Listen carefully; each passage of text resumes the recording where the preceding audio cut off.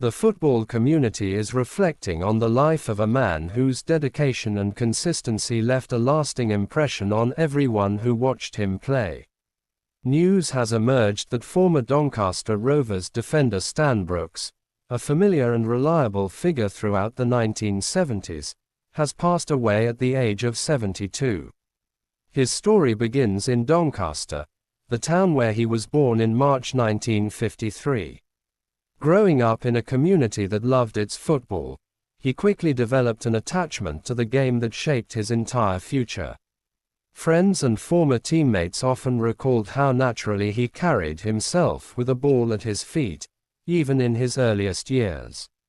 Brookes attended the former Percy Jackson Grammar School, a place where his footballing ability started to attract local attention. Teachers and coaches who saw him play spoke of a young man with discipline, heart, and a calmness unusual for his age. Those traits would stay with him for the rest of his career. His ability eventually led him into the Doncaster Rovers youth system. For any young player from the area, this was the dream, the chance to play for the club he had grown up around. Brookes took that opportunity seriously and worked tirelessly to improve every season. In February 1971, his commitment was rewarded when he signed professional terms with Doncaster Rovers. The club was competing in Division 4 of the English Football League at the time, a division known for its physical matches and hard-working squads. Brookes fit right in, not because he was flashy, but because he was dependable. He was primarily a central defender, though he occasionally shifted to left back when the situation demanded it. Managers trusted him because he adapted without complaint and gave everything for the team each time he stepped onto the pitch. Brookes made his debut on the 26th of August 1971. The match ended in a narrow 1-0 home defeat to Barrow, but for him, it was the beginning of a journey that would span more than 6 seasons with the club. Supporters still remember how quickly he settled into the senior squad. His first goal came not long after, during the following season, on the 20th of February, in a 2-1 victory against Chester City. It was a memorable moment for a defender whose job was rarely to score, yet Brookes always found ways to contribute in crucial moments. One of the most remarkable stories from his time at Belle Vue came in April 1974. During a match against Exeter City, circumstances forced him into an entirely different role. With the goalkeeper unable to continue, Brookes took over between the posts. Rovers were trailing 2-0 when he stepped into goal, yet the team rallied and produced a stunning comeback to draw 3-3. The moment became part of club folklore, illustrating his courage and adaptability. As the years went on, Brookes continued to be a vital presence in the squad. His leadership and composure helped guide Doncaster Rovers through some of their most competitive fixtures of the era. Teammates described him as someone who spoke little but inspired much. One of the highlights of his Rovers career came during the 1975-76 season. Brookes played in all 7 matches of the club's impressive League Cup run. That campaign saw Doncaster reach the quarter-finals, a tremendous achievement for a lower division side.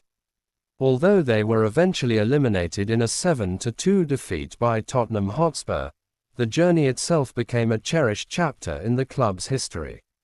Another proud moment came in May 1976, when Brookes helped Rovers secure the Sheffield County Cup. The final was played at Bramall Lane, where Doncaster earned a 2-1 victory over Sheffield United. For players and supporters alike, it was a rewarding symbol of local pride. By the end of the 1976-77 season, Brookes' time with Doncaster Rovers came to a close. The club released him, but his career was far from over. He soon found a new challenge abroad, one that would reshape his footballing experience. He moved to Belgium, signing for KV Mechelen. It was an unusual step for English players at the time, Yet Brookes embraced the opportunity wholeheartedly. He arrived alongside Keith Coleman, who had been playing for West Ham. Together, they adapted to a new football culture and brought their experience to a growing Belgian side. Brookes went on to spend 6 years in Mechelen, becoming part of a team that slowly built itself towards success. His defensive reliability once again proved invaluable, just as it had at Doncaster.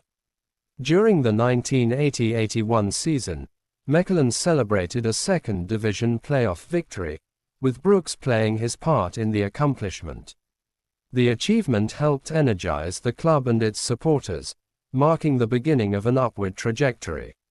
A few years later, in the 1982-83 campaign, Brookes and his teammates captured the second division title. It was another milestone in a career built not on headlines, but on quiet consistency and commitment to the teams he represented.